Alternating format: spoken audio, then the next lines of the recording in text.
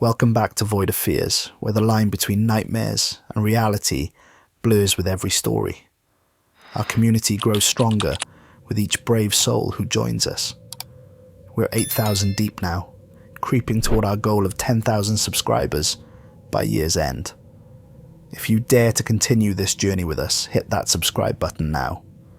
Leave your mark with a like. Share your own encounters in the comments below.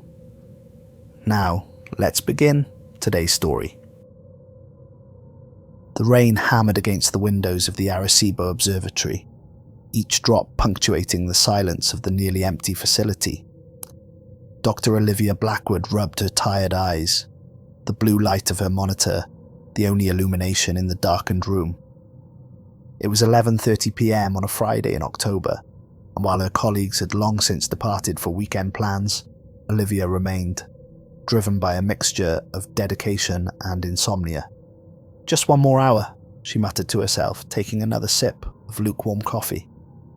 Her current project involved cataloguing near-Earth objects, a tedious but necessary task to ensure nothing dangerous slipped past Earth's astronomical watchdogs. The coffee tasted bitter. She'd been reheating the same cup throughout the evening, a bad habit she'd developed during her doctoral studies. The familiar taste was comforting, even if it was objectively terrible. Outside, the Puerto Rican rainforest surrounded the observatory, its nighttime sounds muffled by the storm, but still faintly audible. A reminder of life continuing regardless of what discoveries might be made inside these walls. Olivia stretched, feeling the tension in her shoulders. At 34, she was younger than most of her colleagues, in senior research positions, having accelerated through her studies with a single-minded focus that had cost her more than one relationship. The observatory had become more of a home than her sparsely furnished apartment in Arecibo town. The monitoring software pinged, drawing her attention. A new object had entered the observation window, initially categorized as a standard near-Earth asteroid. Olivia squinted at the readings.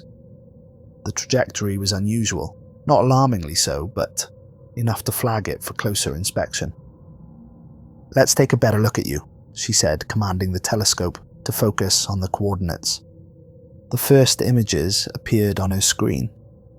A roughly oblong shape, approximately 300 meters in diameter with the typical irregular surface expected of a space rock. But something about the velocity calculations caught her attention. It would pass unusually close to Earth in just 11 days. Olivia immediately composed an email to her colleague at NASA's Jet Propulsion Laboratory. "James found something interesting. Near-Earth object, designated 2024 XR3. Velocity and trajectory are notable. Close approach in 11 days. Sending preliminary data. Worth a second look?" "Olivia?" She attached the initial scans and hit send, not expecting a response until morning. To her surprise, her phone rang just 5 minutes later. "You're working late," she answered, knowing it was James. "Look who's talking," Dr. James Harrington replied. "I was just finishing some models when your email came through. I've looked at your data. This is interesting." James had been her mentor during her postdoctoral work at JPL, before she'd taken the position at Arecibo. At 55, he was considered one of the foremost experts on near-Earth objects, with a well-earned reputation for caution and precision. If James thought something was interesting, it warranted attention. "Interesting enough to keep me here another hour?" Olivia asked, already knowing the answer. "Interesting enough to notify the NEO monitoring network," James said, his voice suddenly serious. "I've double-checked your calculations.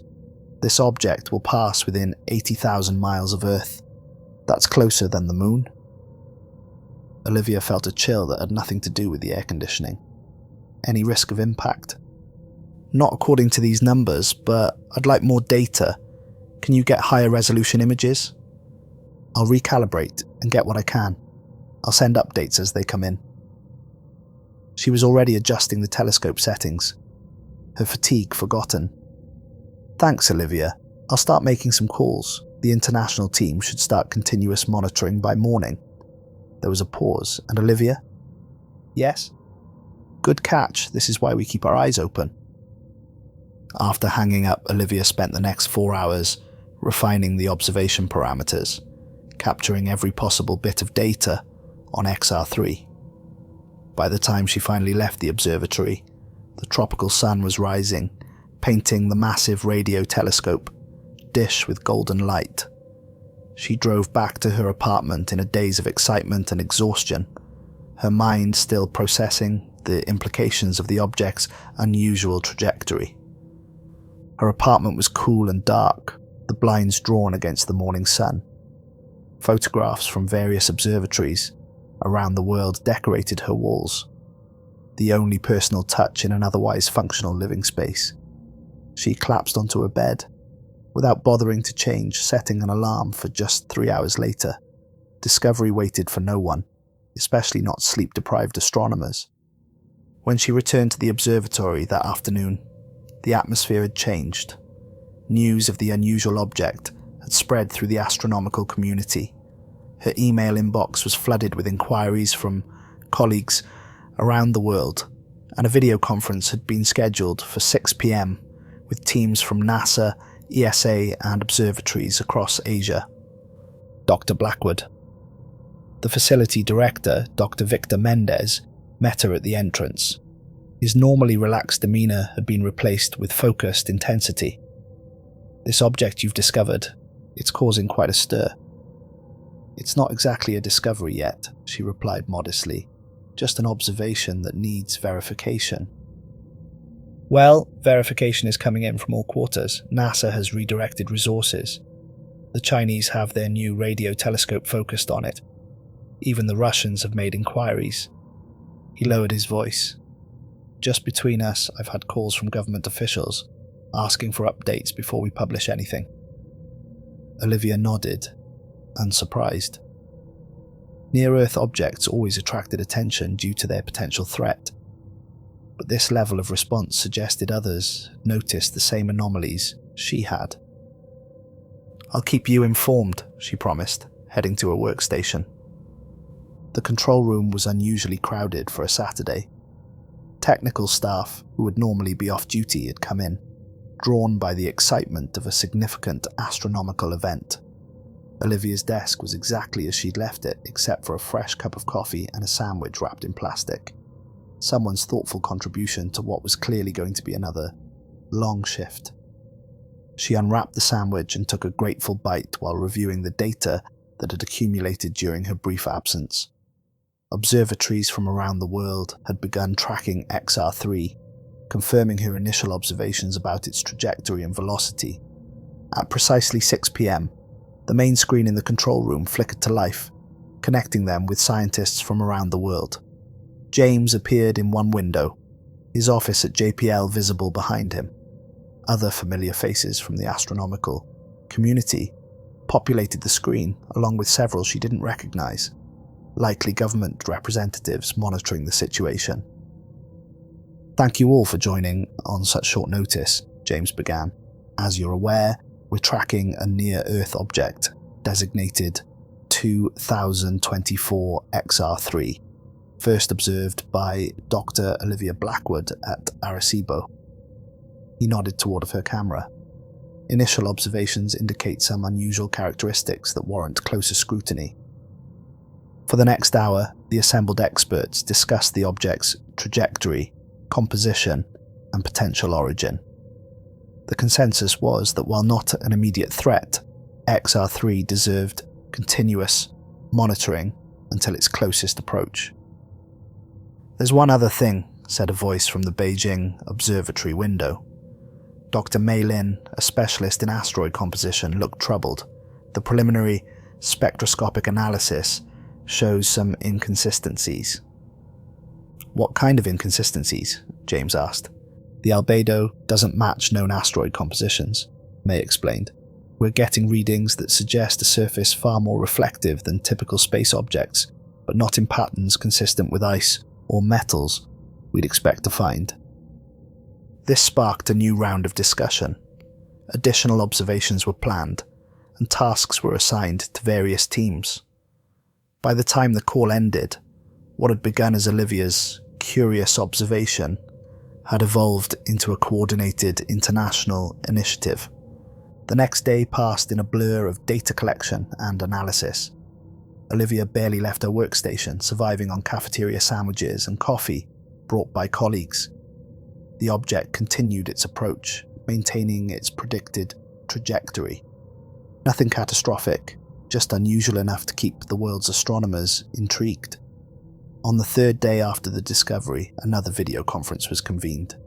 The atmosphere was noticeably tenser than before.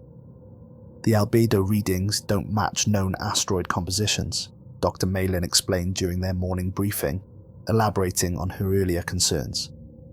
It's reflecting light in patterns inconsistent with any documented space objects. Could it be a comet with an unusual surface composition? Suggested Dr. Alexander Petrov from the Russian Academy of Sciences. Unlikely, May responded.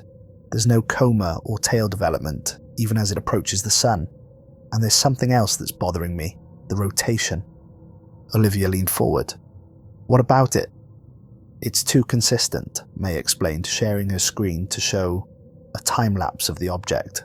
Natural space objects tumble chaotically, especially irregularly shaped ones.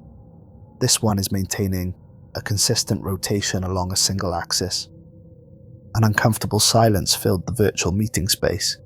The implications hung unspoken in the air. If the object wasn't behaving like a natural space object. Let's not jump to conclusions, James cautioned, ever the voice of scientific restraint. We need more data before we start speculating about alternative explanations. I've upgraded our imaging systems, Olivia said finally. Let me get some higher resolution photos. After the call ended, Olivia spent hours recalibrating Arecibo's imaging systems, pushing the equipment to its limits. The massive radio telescope was one of the most powerful in the world, capable of detecting minute details on distant objects. If there was something unusual about XR3, Arecibo would find it. 4 hours later, Olivia stared at her screen in disbelief. The enhanced images revealed subtle geometric patterns on the asteroid's surface, too regular to be natural formations. These could be artifacts from the imaging process, she told herself, but deep down, she knew better. The patterns were real, and they were changing. Between observation sessions 8 hours apart, the surface features had shifted slightly. The initial internal emails suggesting possible artificial structure was met with skepticism and demands for equipment recalibration. Technical glitches were blamed, optical illusions were suggested, but as the hours passed and more data accumulated, the evidence became harder to dismiss. Olivia hardly slept that night, her mind racing with possibilities. Was she seeing patterns where none existed? Was a desire for discovery causing her to misinterpret the data? Or was she witnessing something truly extraordinary? First contact with an object of non-terrestrial origin. When she returned to the observatory the next morning, she found Dr. Mendez waiting for her, along with 2 unfamiliar men in dark suits. Dr. Blackwood, Mendez said formally, these gentlemen are from the government. They'd like to discuss your observations of XR3. The taller of the 2 men stepped forward. Dr. Blackwood, I'm Agent Daniel Carter from the Office of Science and Technology Policy. This is my colleague, Dr. Richard Novak from DARPA. He didn't offer a hand to shake. We need to discuss the security implications of your recent observations. Olivia felt a surge of indignation. Security implications? This is scientific research, not... Please, Carter interrupted, not here. We've arranged a secure room for our discussion. The secure room turned out to be Dr. Mendez's office, now equipped with signal jammers and monitoring equipment hastily installed by Carter's team. Novak, a thin man with wire-rimmed glasses, booted up a laptop while Carter closed the blinds.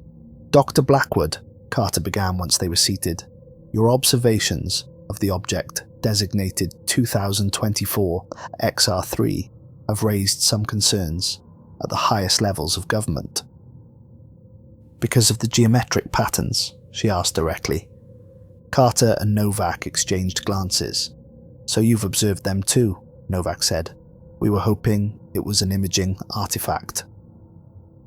Multiple observatories have now confirmed the patterns, Olivia said, and the consistent rotation. This isn't a natural object, is it? We don't know what it is, Carter admitted, but given the implications, we're implementing certain protocols. From this point forward, all information regarding XR3 is classified. No public disclosures, no papers, no informal discussions with colleagues outside the cleared team. You can't classify astronomical observations, Olivia protested. This belongs to the scientific community, to humanity. We can and we have, Carter said firmly. National security supersedes academic freedom when the potential stakes are this high. What stakes? It's passing by Earth, not impacting. Even if it is artificial, it's shown no hostile intent. Yet, Novak interjected, it's shown no hostile intent yet. We need to understand what we're dealing with before we announce to the world that an unidentified object of possibly non-terrestrial origin is approaching Earth. Think of the panic that could cause. Olivia wanted to argue further, but recognized the futility. Instead, she asked, what happens now? Now, Carter said, we coordinate a global response. A team of experts is being assembled, astronomers, physicists, linguists, military strategists. You'll be part of that team, Dr. Blackwood. Your discovery, your expertise. And James, Dr. Harrington? Already been briefed. He's coordinating with NASA as we speak. 1 week after the initial discovery, Olivia found herself in a hastily established command center in a secure wing of the observatory. Scientists from around the world had been flown in, all under the strictest confidentiality agreements. Equipment had been upgraded, security tightened. The entire operation had taken on a military precision that felt alien to the usually open academic environment. James arrived the previous evening, his familiar presence a comfort amid the chaos. They now stood side by side, coordinating a simultaneous observation using multiple radio telescopes around the world. The combined data would create the most detailed image of the object to date. The atmosphere in the Arecibo control room was tense as the composite image began to form on the main screen. Pixel by pixel, a clearer picture emerged, and with it, an undeniable truth. Those aren't craters, James whispered as the image sharpened. What they had initially identified as impact craters were actually massive circular apertures, perfectly round and evenly spaced across the surface. And look at this section, Olivia pointed to an area where material extended outward from the main body. That's not consistent with asteroid debris or impact damage, that's designed, James finished her sentence, engineered. The room fell silent as the implications sank in. Decades of searching the stars for signs of intelligent life, and it had found them instead. Agent Carter, who had been observing from the back of the room, stepped forward. I think we can officially rule out natural phenomena. Ladies and gentlemen, we are dealing with an artificial object of unknown origin. The next few hours passed in a blur of activity. Additional government officials arrived. Military personnel set up communications equipment. The classification level of the project was elevated further, with armed guards now stationed at every entrance to the facility.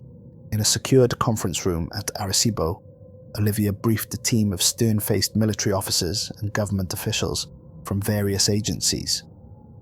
To summarize what we know, this object is artificial, approximately 300 meters in diameter, and will enter Earth orbit in 8 days. Its current trajectory suggests a deliberate course adjustment. It's not just passing by, it's coming to us. Do we have any idea what it is? Asked a grey-haired man who had been introduced only as from the Pentagon. It's a vessel of some kind, Olivia replied, or a probe. The apertures we're seeing could be observation ports weapons, or communication systems. We simply don't know. Have there been any attempts at communication? A woman from NASA asked. James cleared his throat. We've been hesitant to broadcast directly, given the unknown nature of the object. Historical science fiction warns us about blindly announcing our presence to potentially superior civilizations. That decision is no longer in your hands, the Pentagon representative stated flatly. A communication protocol has been developed and will be implemented within the hour.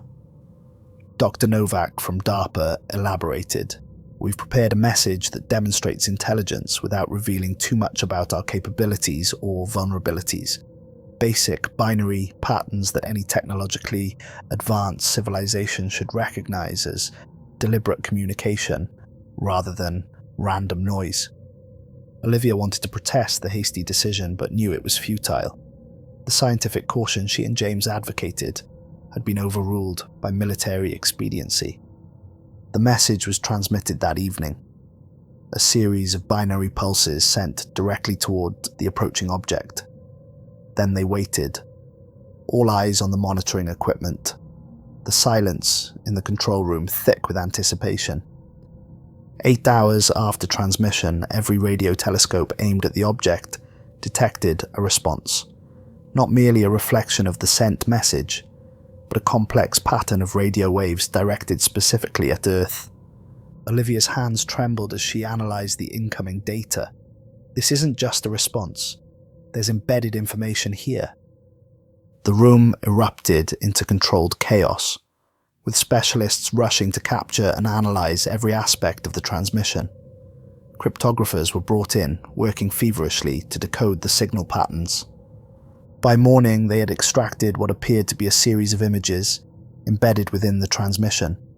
The first to be decoded showed Earth, a perfect reproduction of a satellite image from 1979 showing the planet from orbit. "How is this possible?" someone whispered. "We didn't even have digital imaging of this quality in 1979. The second image was another view of Earth from 1986. Then 1992, 2001, 2010, 2020, present day. A chronological series showing the planet's changing surface, deforestation, urban expansion, shifting coastlines. The final image showed a current map of Earth with several locations marked by glowing points. Each point had what appeared to be a countdown timer attached to it. "They've been watching us," Olivia whispered, a chill running down her spine. "For decades at least." James studied the marked locations carefully. Easter Island, Giza, Stonehenge, Göbekli Tepe. These are all ancient archaeological sites, some of the oldest human structures on the planet. Agent Carter was already on his phone, issuing rapid-fire orders. Within hours, military forces around the world were quietly deploying to the identified locations, establishing perimeters under the guise of archaeological research or environmental surveys. Meanwhile, the object continued its approach, now visible to ground-based telescopes as a particularly bright star-like point. The scientific team worked around the clock, analysing every piece of data, searching for clues about the object's purpose and origin. 3 days before the closest approach, the object suddenly changed course. Multiple observatories confirmed the same impossible data. It had activated some form of propulsion system, adjusting its trajectory to enter Earth orbit rather than passing by. The propulsion left no visible exhaust, created no detectable radiation. It simply moved, defying the laws of physics as currently understood. Thermal imaging revealed intense energy signatures throughout the structure. The circular apertures began to open wider, revealing cavernous chambers within. Pulses of light flickered in complex patterns from deep inside the object.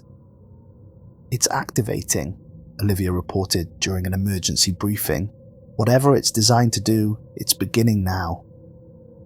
The mood in the command center darkened. Military representatives huddled in corners, speaking in urgent whispers.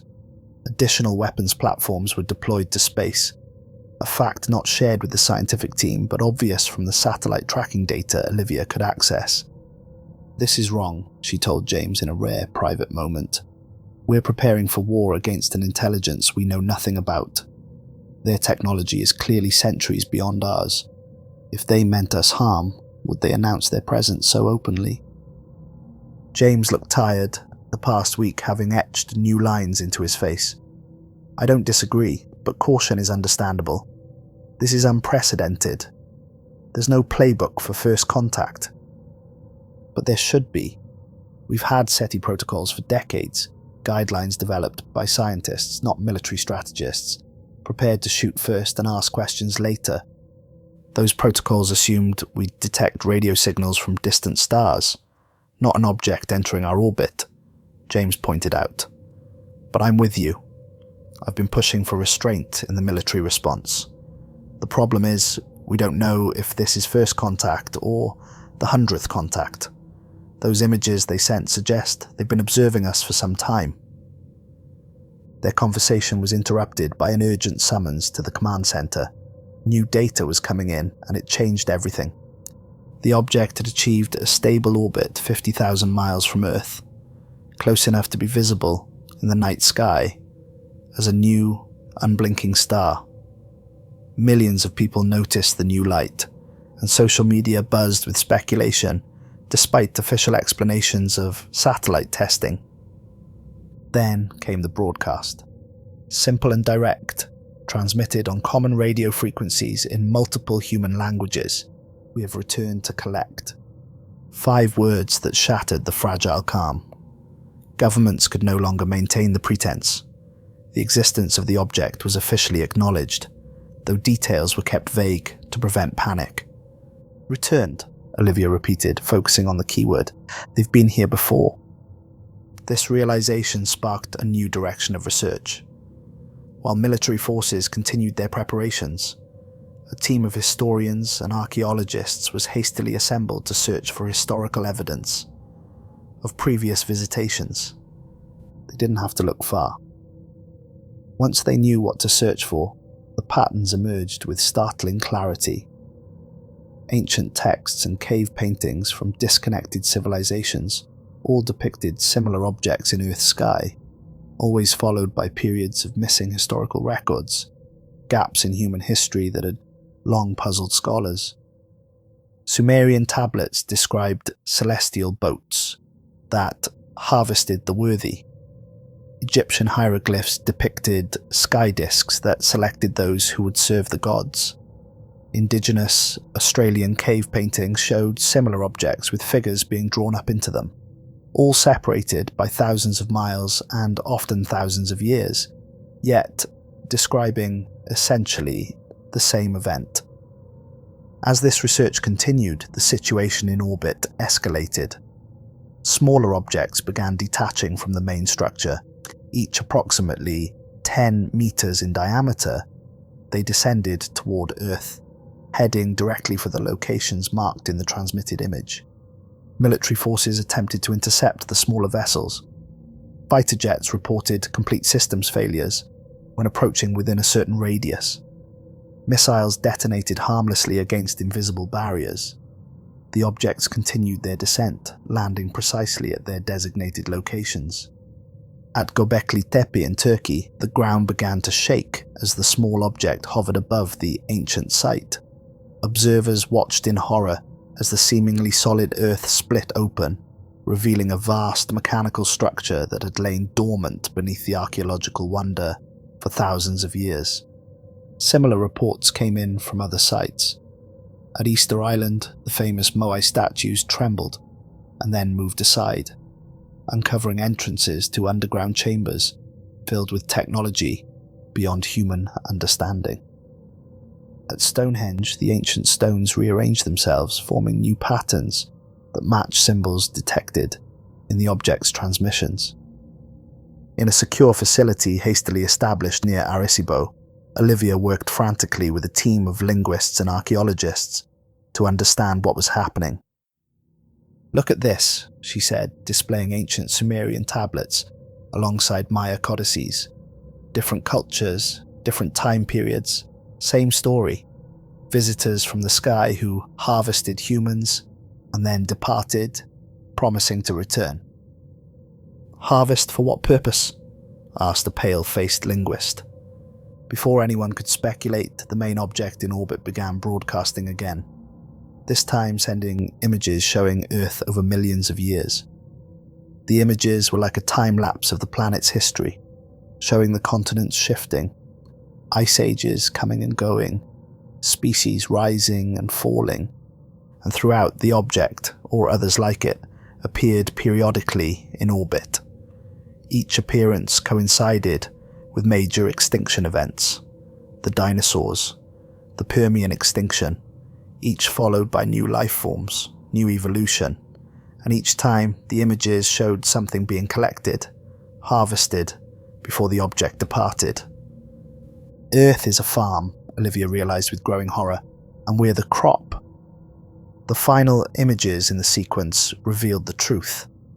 Earth had been seeded millions of years ago with specific genetic patterns. The evolution of life had been guided, manipulated. Humanity wasn't the goal, but rather the caretakers, meant to prepare Earth for the visitor's return. The broadcasts explained their purpose, the extraction of a specific biochemical compound that only develops in brains with consciousness, a compound apparently vital to the visitors, harvestable only every few thousand years when a species reached sufficient development. As this revelation stunned the scientific community, reports began coming in of strange behavior in communities near the landing sites. People walked in trances toward the collection points, their eyes vacant, their movements mechanical. Military personnel who attempted to stop them reported an inability to approach within 100 meters. An invisible barrier repelled all attempts at intervention. The harvesting had begun. World leaders gathered in an emergency session of the United Nations. Panic spread despite attempts to maintain order. Religious leaders interpreted the events through their own doctrines, some claiming divine judgment, others demonic invasion. Markets crashed. Civil unrest erupted in cities worldwide. Olivia watched the chaos unfold on monitors in the command center, feeling helpless. The military's weapons had proven useless. Science had no answers. History suggested this had happened before, and humanity had been powerless to stop it. There has to be something, she muttered, pacing her small quarters that evening. If this has happened before, and humanity survived to rebuild. She paused, a new thought forming. If humanity had faced this before and survived, perhaps they had developed defenses.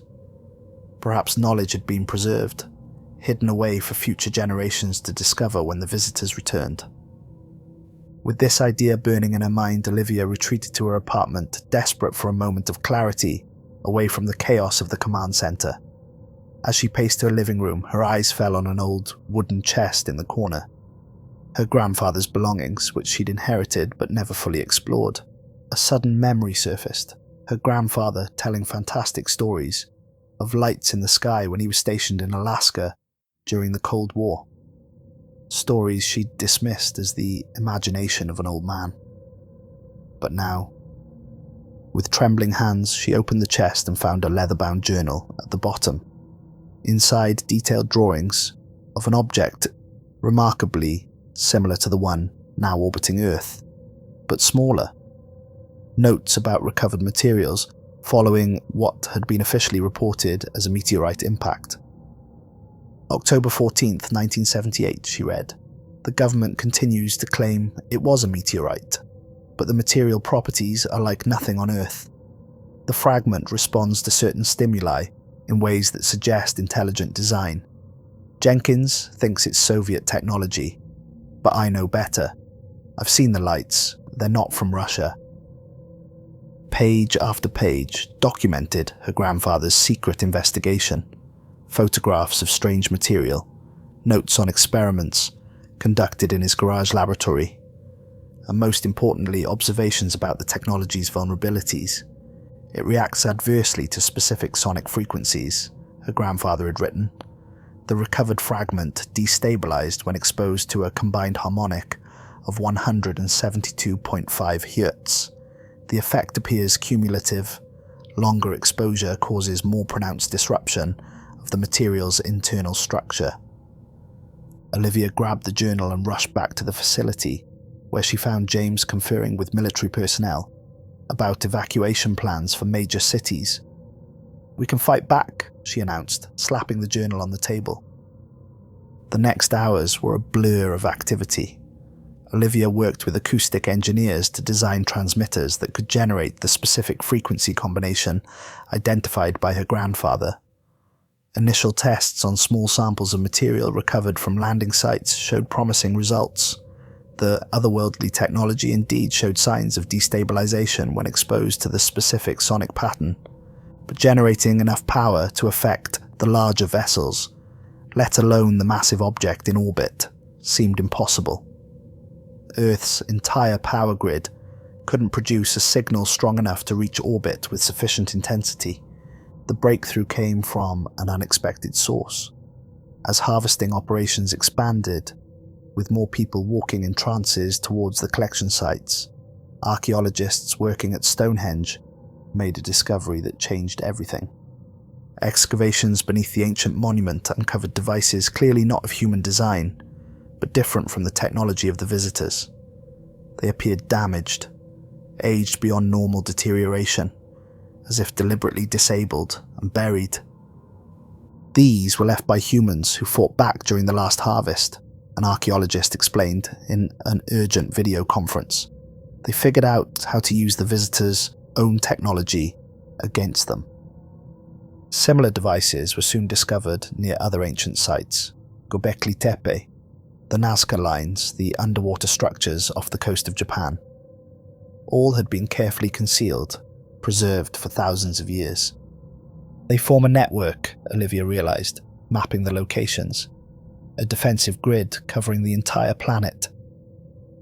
The ancient devices, once the team figured out how to activate them, responded to the frequency Olivia's team had developed. They formed a global network, interconnected, despite being separated by thousands of miles and thousands of years. "They left us a defense system," Olivia explained to the assembled military and scientific leaders.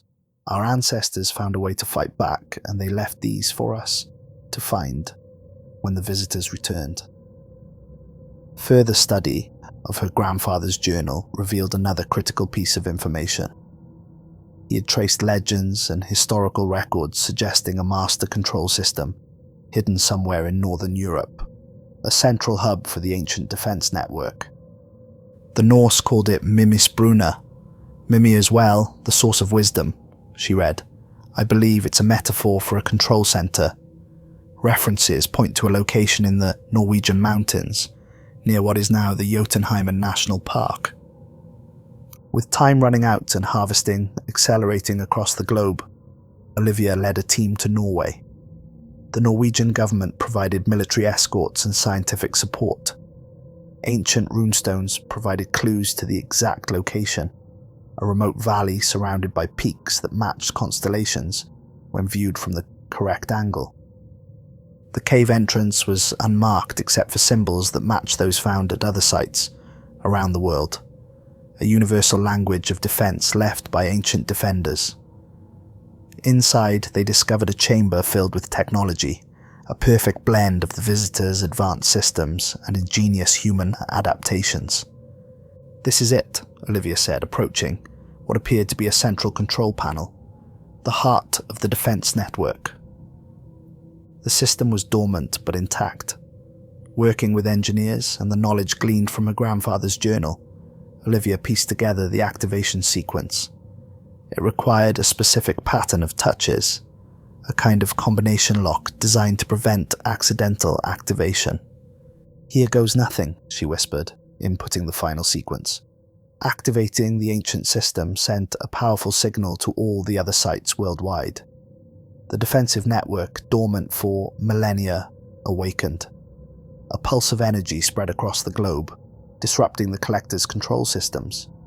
In orbit, the main object began to show signs of distress, Sections powered down. The smaller collection vessels froze in place, their harvesting beams flickering and dying. People who had been walking in trances suddenly stopped, looking around in confusion before collapsing from exhaustion. The defense system operated on principles beyond current human understanding, generating harmonics that targeted the specific frequency vulnerabilities in the visitors' technology. It didn't destroy them. It simply disrupted their operations, like a virus in a computer system. A final message broadcast to Earth, cycle interrupted, returning. The next evolution begins. The smaller objects rose from their landing sites, returning to the main vessel. The massive structure in orbit began to move away from Earth, accelerating at an impossible rate, until it vanished from even the most powerful telescopes. The immediate crisis had passed, but the implications remained. Earth had been visited, humanity had been harvested, and it would happen again. This was merely a reprieve, not a final victory. 6 months later, Olivia stood in a new facility built specifically to study the recovered technology. The United Nations had established an international agency dedicated to understanding the visitors and preparing for their eventual return. Advances in medicine, energy production and computing had leapt forward decades in mere months as scientists began to understand fragments of the visitors' systems. "We've detected similar objects heading toward other star systems," James said, joining her at the observation window. "We're not the only garden they tend." "That makes sense," Olivia nodded. "They wouldn't rely on a single source for something so vital to them." She thought of her grandfather's final journal entry, which she'd only recently deciphered. Each interrupted cycle accelerates the evolution. They'll return, but will be more ready each time. This is the true purpose of humanity. Not to be harvested, but to become strong enough to break the cycle completely.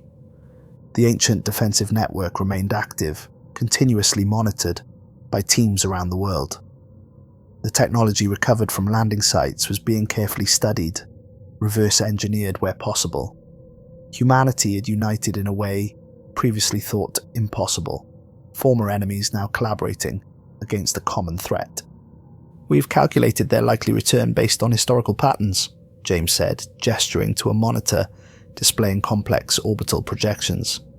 "Assuming they maintain consistent behavior and accounting for their demonstrated FTL capabilities." The screen displayed a countdown timer, 58 years, 147 days until the next return. "Then we have work to do," Olivia said quietly. Outside, people went about their lives under a sky that would never again seem quite so empty. The truth had changed humanity forever.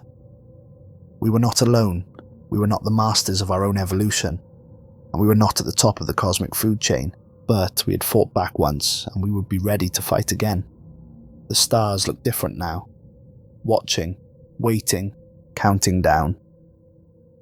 In her dreams, Olivia sometimes saw the object returning, larger and more powerful, having learned from its defeat.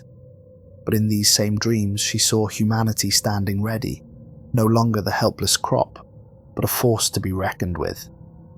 The farmers would find their garden had grown thorns, and as she worked each day to understand the ancient defenses and the visitors' technology, one question remained unanswered, a question that haunted the edges of her thoughts. If Earth was their farm and humans their crop, what exactly were they feeding?